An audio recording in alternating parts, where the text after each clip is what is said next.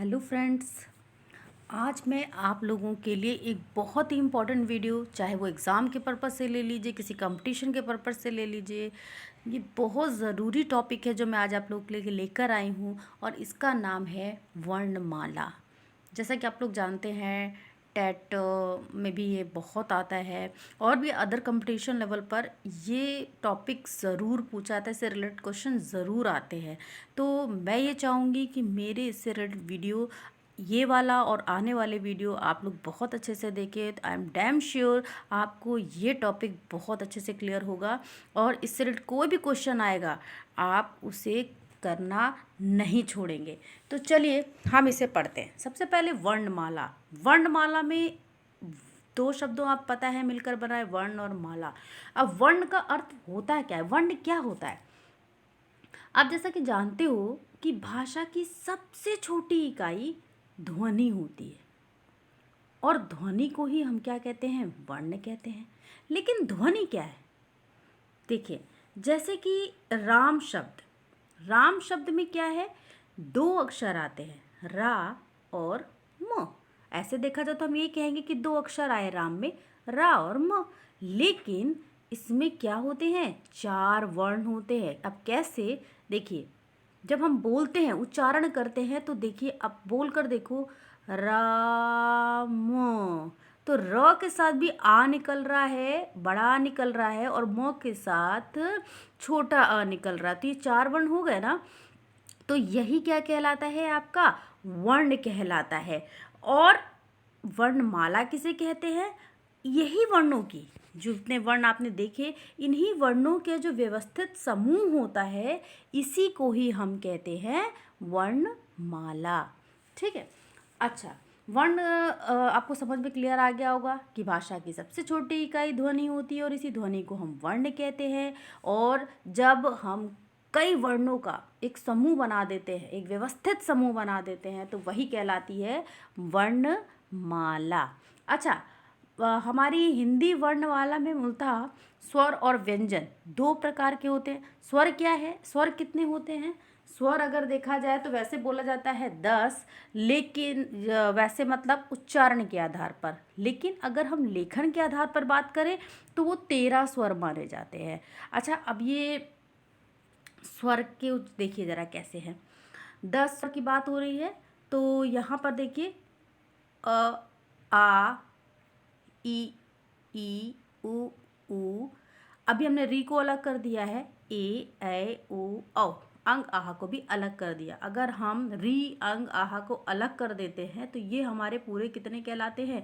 10 स्वर कहलाते हैं, जो कि आपके उच्चारण के आधार पर है। ठीक है। लेकिन अगर हम लेखन के आधार पर बात करें तो ये देखिए, इसमें री अंग और आहा को भी हम शामिल कर लेंगे तो 10 और 3 मिलकर कितने हो जाते हैं? 13 हो जाते हैं। अब प्रश्न अधिकतर आता है आपका कि वर्ण कितने प्रकार के होते हैं या वर्णों की संख्या बताइए।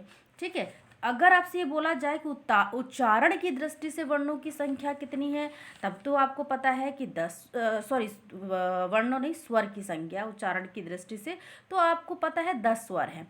और लेखन के आधार पर पूछा जाए तो आपको पता है 13 स्वर है। लेकिन अधिकतर क्वेश्चन आपका आता है कि हिंदी वर्णमाला में स्वरों की कुल कितनी संख्या है।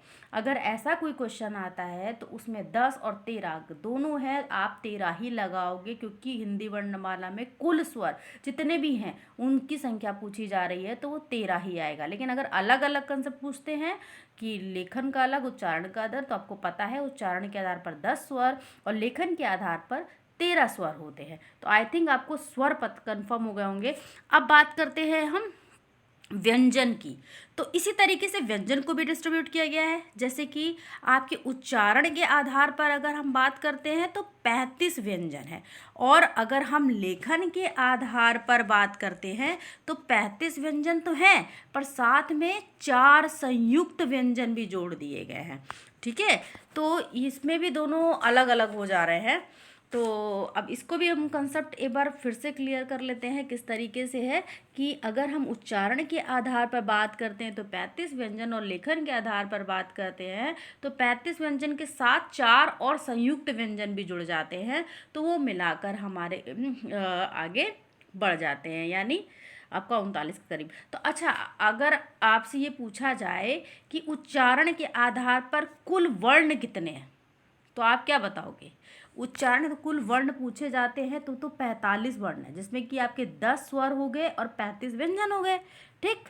और लेखन के आधार पर अगर वर्णों की संख्या पूछी जाती है तो 52 हो गए, जिसमें कि 13 स्वर तो आपके थे, 35 व्यंजन और 4 मिलके क्या हो गए, संयुक्त व्यंजन मिल गए, तो वो 52 हो गए, ठीक है। लेकिन अधिकतर जो आपका क्वेश्चन आता है वो पूछा जाता है कि हिंदी में मूलतः वर्णों की संख्या कितनी है। फिर से देखिए, हिंदी में मूलतः वर्णों की संख्या कितनी है, तो पूरे मूलतः पूछे जा रहे हैं ना, तो हम क्या देंगे, हम 52 ही देंगे, हम 45 नहीं देंगे। अगर अलग अलग पूछता है तब 45 अलग हो जाएगा, लेकिन अगर कुल वर्ण यानी मूलतः वर्णों की पूरी संख्या पूछी जा रही है तो आप 52 ही दोगे, ठीक है। उसी तरीके से अगर कुल स्वरों की संख्या पूछी जा रही है तो आप 13 ही दोगे। समझ में आ गया आपको? चलिए फिर, क्योंकि इसमें कन्फ्यूज़न बहुत हो जाता है तो ये बात ध्यान रखिएगा आप लोग। तो अब स्वर और व्यंजन हो गए। अब बात कर लेते हैं हम स्वर और व्यंजन को अलग अलग डिस्ट्रीब्यूट। जैसे व्यंजन का, जैसे हमने स्वर को अलग अलग डिस्ट्रीब्यूट किया, उस तरह से व्यंजन को भी कर लेते हैं। देखिए व्यंजन कौन कौन से हैं। क वर्ण का आपका वर्ग का आपका क्या हो गया, क ख ग घ अंगा। चा का चा छ ज झ इया टा टा ठा डा ढा ड़ा त ता था द ध न प प फ ब ब म। फिर य र ल व, आप जानते हो य र ल व को अंतस्थ व्यंजन भी बोला जाता है, और ये क्वेश्चन अलग से भी आता है, कंपटीशन में बहुत पूछा जाता है कि अंतस्थ व्यंजन कौन से होते हैं, या ऑप्शन दे दिया जाता है कि अंतस्थ व्यंजन छाटिए, इसमें आपको कई ऑप्शन होंगे, उसमें य र ल व में भी कोई एक होगा, तो ध्यान रखिएगा य र ल व ये आपका अंतस्थ व्यंजन है। और उसके बाद आपसे पूछा जाता है ऊष्म व्यंजन की बात की जाती है, ऊष्म व्यंजन भी पूछा जाता है, ये सब अलग अलग भी पूछे जाते हैं, इस चीज़ को बहुत ध्यान से पढ़िएगा कि ऊष्म व्यंजन जैसे पूछा जा रहा है तो ऊष्म में देखिए कौन कौन से हैं, श स ह, जिसमें ऊष्मा ज़्यादा, मुंह से ऊष्मा ज़्यादा निकल रही, देखिए स ह, ठीक है, बोलने में मेहनत ज़्यादा लग रही है, तो वो क्या कहलाते हैं, ऊष्म व्यंजन कहलाते हैं। उसके बाद द्विगुण व्यंजन होते हैं। द्विगुण व्यंजन कौन से होते हैं, जैसे कि आपका दिया है, ये देखिए 2 गुण हो जिसमें, अब 2 गुण कैसे हैं आप इसी को समझो। द्विगुण का मतलब 2 गुण, जैसे कि ये देखिए ड और ढ, ठीक है। अब इसी ड में देखिए नीचे बिंदी लगा दी तो क्या बन गया, ड़, ठीक।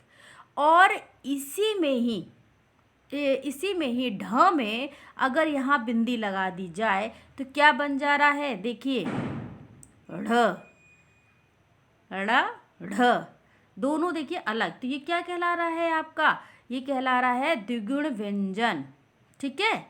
समझ में आ गया आपको?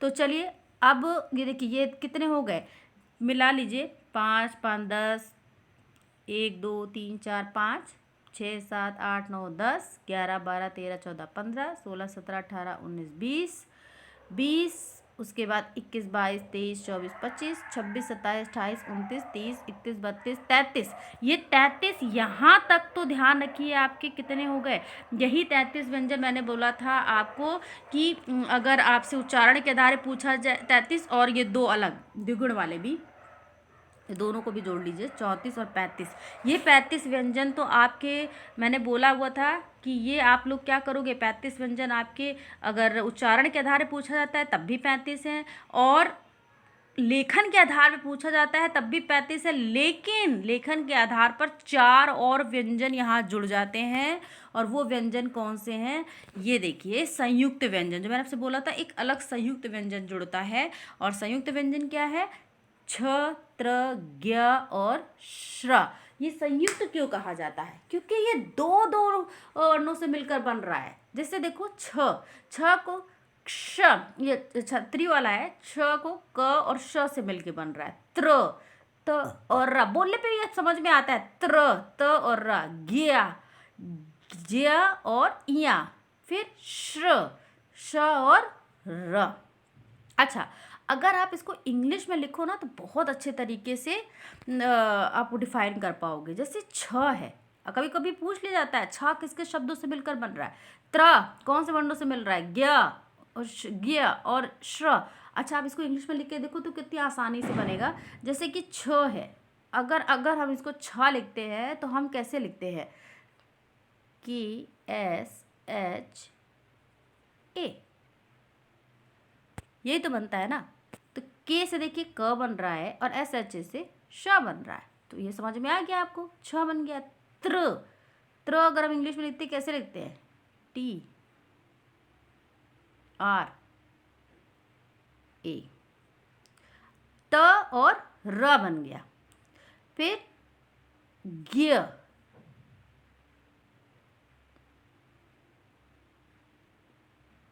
अब देखिए ये ध्यान रखिए, ज्ञ, ज और ई, ये तो साफ समझ में आ रहा है, ज्ञ, ज और श्र, S H A R A, श्र, ये भी श और र मिलके बन गया। तो अगर आप इसको इंग्लिश में कर लोगे तो भी बहुत आसानी से हो जाएगा, हिंदी में करोगे तो भी बहुत आसानी से हो जाएगा। ठीक है, तो ध्यान रखिए, ये पढ़ना बहुत ज़रूरी है और बहुत अच्छा टॉपिक है। इसमें अलग अलग से क्वेश्चन बन के आ जाते हैं। संयुक्त व्यंजन भी आपसे पूछा जा सकता है, ये संयुक्त व्यंजन कौन कौन से, तो आपको पता होना चाहिए, छ, त्र, ज्ञ और श्र संयुक्त व्यंजन। आपको पता है कि संयुक्त व्यंजन में दो दो मिलके बनते हैं, वर्ण मिलके बनते हैं, इसलिए संयुक्त व्यंजन बोला जाता है। अगर आपसे पूछा जाता है कि अंतस्थ व्यंजन कौन से हैं, तो आपको पता है य, र, ल, व अंतस्थ व्यंजन है। ऊष्म व्यंजन स, श, स, ह जिसमें ज़्यादा ऊष्मा निकल रही है। द्विगुण जिसमें दो गुण है, यानी ड और ढ, जो कि मिल के बिंदी जब नीचे लग जा रही है तो क्या बन रहा है, ड़ और ढ। तो ये आपके अलग अलग क्वेश्चन पूछे जाते हैं। तो आपने देखा कि इस वर्णमाला से कितने क्वेश्चन बन के आते हैं। पहला क्वेश्चन तो आपका मेन यही बनता है कि भाषा की सबसे छोटी इकाई किसे माना जाता है। तो भाषा की सबसे छोटी इकाई आपको पता है ध्वनि है, ठीक है, और इसी ध्वनि को ही कहा जाता है वर्ण। अब वर्णमाला किसे कहते हैं, यानी यही सारे वर्णों को अगर हम व्यवस्थित समूह में कर दें तो वही क्या कहलाती है, वर्णमाला कहलाती है। अब मैंने आपको बताया था कि इसमें स्वर और व्यंजन होते हैं। स्वर, अगर आपसे टोटल पूछा जाए कि स्वरों की कुल संख्या बताइए हिंदी वर्णमाला में, तो आप 13 बताएंगे बिना किसी संदेह के, 13 रखिए। अगर पूछा जाता है उच्चारण के, अगर 13वां ऑप्शन नहीं है, 10 ही दिया है, तो आप 10 पे लगाओगे। उच्चारण के आधार पर वर्ण पूछे जाते हैं तो आप 10 बताओगे। लेखन के आधार पर 13, अलग अलग क्वेश्चन है तो 10 और 13 अलग अलग जाएगा। ठीक है, व्यंजन पूछा जाता है तो उच्चारण के आधार पर 35 व्यंजन है और लेखन के आधार पर 35 व्यंजन है, लेकिन 4 संयुक्त व्यंजन। संयुक्त व्यंजन कौन से मैंने बताए थे, बताइए जरा जल्दी से।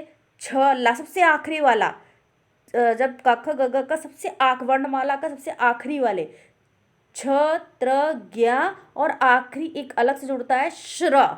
ठीक है, क्योंकि ये दो वर्णों से मिलकर बन रहे हैं, इसीलिए संयुक्त व्यंजन है। ऊष्म व्यंजन बताइए कौन से हैं, श, स, जो सा वाले तीनों वो और ह मिल, ये हो गए संयुक्त व्यंजन, को बोलने में ज़्यादा टाइम लगता है। अंतस्थ व्यंजन य, र, ल, व अंतस्थ। और द्विगुण व्यंजन मैंने आपको बताया था। द्विगुण व्यंजन कौन सा होता है, द्विगुण व्यंजन आपका ड और ढ है, जो कि बाद में ड़ और ढ बन जाता है, तो ढ़ बन जाता है। तो आपके ये वर्णमाला का आधा टॉपिक अभी हमने क्लियर किया है। बहुत सारी चीज़ें इसमें ऐसी हैं जो और भी इम्पॉर्टेंट हैं और क्वेश्चंस कंपटीशंस में तो ज़रूर आते हैं। तो प्लीज़ मेरी वीडियो को अच्छे से और पूरा देखिएगा, और अगली वीडियो के साथ इसके आधे पार्ट को लेकर मैं फिर से आऊँगी। तो तब तक के लिए अगर आपको वीडियो पसंद आई है तो इसे लाइक और सब्सक्राइब करना मत भूलिए, और प्लीज़ पढ़ाई अच्छे से करिए। तो फिर हम अगले वीडियो में मिलते हैं, तब तक के लिए बाय बाय।